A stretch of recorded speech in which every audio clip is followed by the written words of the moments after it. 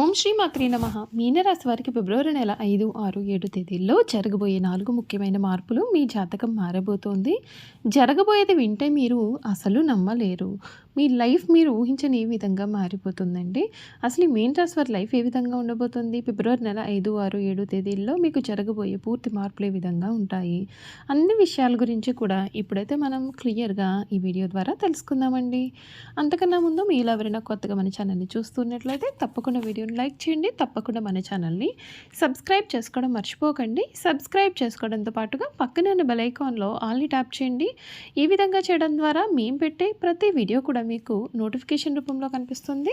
మీరైతే మిస్ కాకుండా మన వీడియోని చూడగలుగుతారు. ఇక వీడియోలోకి వెళ్ళిపోయి ఈ మీనరాశి వారి లైఫ్ ఏ విధంగా మారబోతుందో క్లియర్‌గా తెలుసుకుందాం. ద్వాదశ రాశుల్లో మీనరాశి చివరిది. రాశి చక్రంలో ఇది 12వ రాశి. పూర్వభద్ర 4వ పాదం, ఉత్తరభద్ర 1, 2, 3, 4 పాదములు, రేవతి 1, 2, 3, 4 పాదాల్లో జన్మించిన వారు మీనరాశికి చెందుతారు. మీనరాశి వారి లైఫ్కి ఇది ఒక టర్నింగ్ పాయింట్ అనే చెప్పాలి. ఈ రాశికి అధిపతి గురువు. ఈ రాశి చక్రంలో చివరిది. మీనరాశిని శరీరాశి, ద్విస్వభావ రాశి, జలతత్వ రాశి అని కూడా పిలుస్తారు. మీనరాశి పూర్వభద్ర 4వ పదంలో జన్మించిన వారు చాలా అదృష్టవంతులు, అందమైన గంభీరమైన రూపం కలవారుగా ఉంటారు. ఉత్తరభద్ర నక్షత్రంలో జన్మించిన వారు చక్కటి సుందరమైన రూపము కలిగవారుగా ఉంటారు.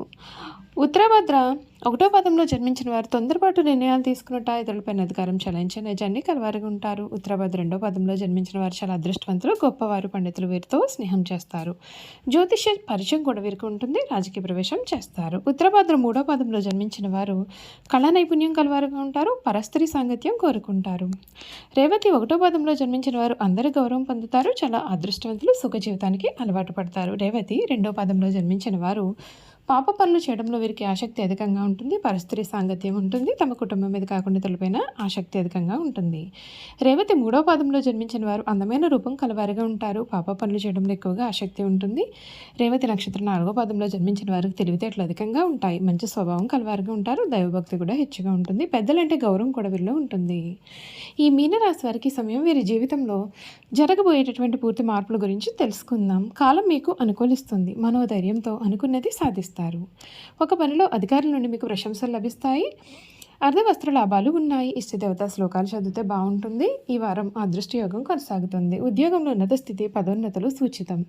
వ్యాపారంలో లాభాలు వృద్ధి కనిపిస్తాయి. పెట్టుబడులు అనుకూలంగా మారుతాయి. కుటుంబంలో అందంగా గడిపే సమయం కనిపిస్తుంది. ఆర్థిక స్థిరత్వం పెరుగుతుంది. శ్రీ మహాలక్ష్మి అష్టోత్తరం చదవడం శుభప్రదమైన ఫలితాలు మార్పులు ఇస్తుందని కూడా చెప్పడంలో సందేహం లేదు. ఈ మీనరాశి వారికి సమయంలో వీరి జీవితంలో జరగబోయే మార్పుల గురించి ఇప్పుడైతే మనం చూసేద్దాం.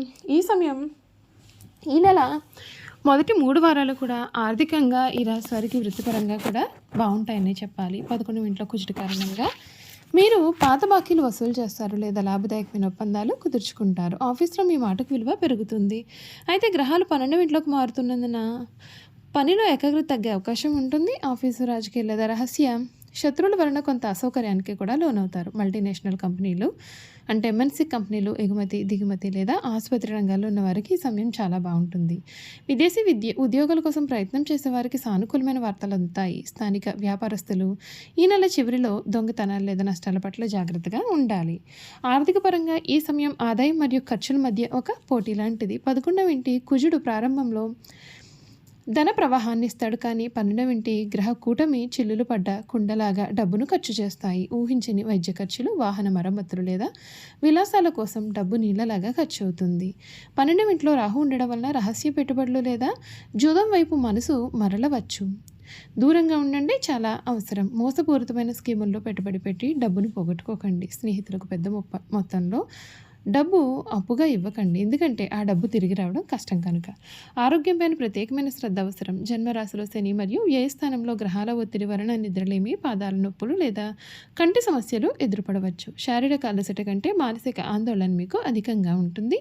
ఫిబ్రవరి 23న కుజుడు వ్యయస్థానంలో రాహుతో కలవడం వలన గాయాలు అయ్యే ప్రమాదం ఉంటుంది. ఆకస్మిక జ్వరం లేదా వచ్చే అవకాశం కూడా ఉంటుంది. తగినంత నిద్ర లేకపోవడం మీకు ఈ నెలలో పరమౌషధము. రాత్రి వేళలో అనవసరమైన ప్రయాణాలు నివారించండి మరియు కళ్ళ యొక్క ఆరోగ్యాన్ని ప్రాధాన్యత ఇచ్చి కాపాడుకోండి. చతుర్థ స్థానంలో గురువు ఉండడం వలన ఇంటి వాతావరణం ప్రశాంతంగా మారుతుంది. బయట ఒత్తిడి నుండి ఉపశమనం పొందడానికి మీరు ఇంటి వద్ద గడపడానికి ఇష్టపడతారు. తల్లిగారి మద్దతు మీకు లభిస్తుంది. అయితే జీవిత భాగస్వామితో సంబంధం కొంత గంభీరంగా ఉంటుంది. జన్మశని మిమ్మల్ని కాస్త మొండిగా లేదా నిశ్శబ్దంగా మారుస్తారు.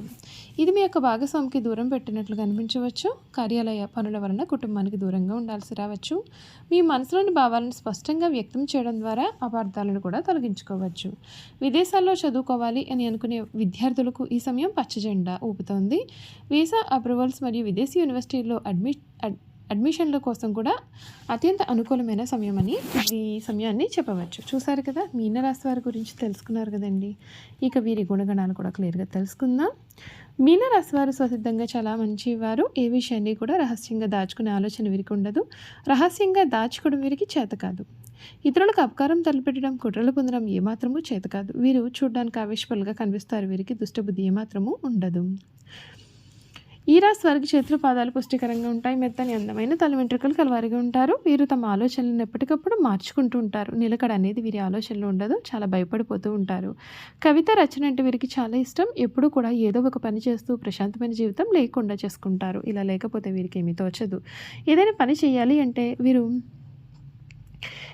ఎవరైనా సరే వీరికి తోడు ఉండాలి. ఒక్కరు స్వతంత్రంగా ఏ పనిని చేయలేరు. మొదలుపెట్టిన పని పూర్తి చేసే వరకు కూడా వీరికి నమ్మకం కూడా ఉండదు. ఈ రాశి వారికి మానసిక ఆందోళనలు అధికంగా ఉంటాయి.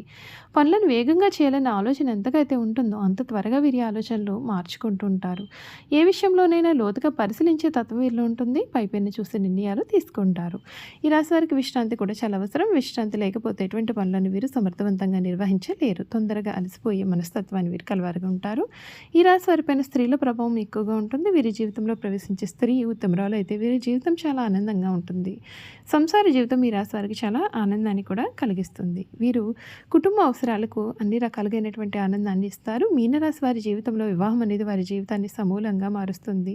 సమూల మార్పును తెస్తుంది. వీరు తమ భార్య పిల్లలు అంటే చాలా వాత్సల్యాన్ని, అభిమానాన్ని కూడా చూపిస్తారు. ఈ రాశి వారికి శారీరక అనారోగ్యం కన్నా మానసిక అనారోగ్యం అధికంగా ఉంటుంది. అనేక విషయాల్లో మానసికంగా ఆందోళన చెందుతారు. శారీరకంగా వీరు దృఢంగా ఉన్నప్పటికీ పనులు చేయడంలో వీరు ఎక్కువగా కంగారు పడిపోతూ ఉంటారు. పనులను ఎక్కువగా చేయడం వలన అతివేగంగాను తొందరగాను చేయడం వల్ల వీరు ఎప్పుడూ కూడా అలసిపోతూ ఉంటారు.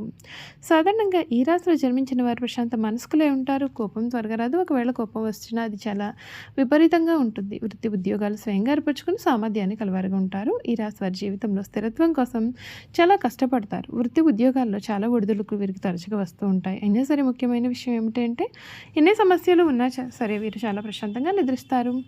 చూసారు కదండి, మీనరాశి వారి గురించి తెలుసుకున్నారు కదా. ఈ వీడియో కనుక మీకు నచ్చినట్లయితే తప్పకుండా వీడియోని లైక్ చేయండి. తప్పకుండా మన ఛానల్ని సబ్స్క్రైబ్ చేసుకోవడం మర్చిపోకండి. సబ్స్క్రైబ్ చేసుకోవడంతో పాటుగా పక్కనే ఉన్న బెల్ ఐకాన్లో ఆల్ ట్యాప్ చేయండి. ఈ విధంగా చేయడం ద్వారా మేము పెట్టే ప్రతి వీడియో కూడా మీకు నోటిఫికేషన్ రూపంలో కనిపిస్తుందండి. మీరైతే మిస్ కాకుండా మన వీడియోని చూడగలుగుతారు. Thank you for watching.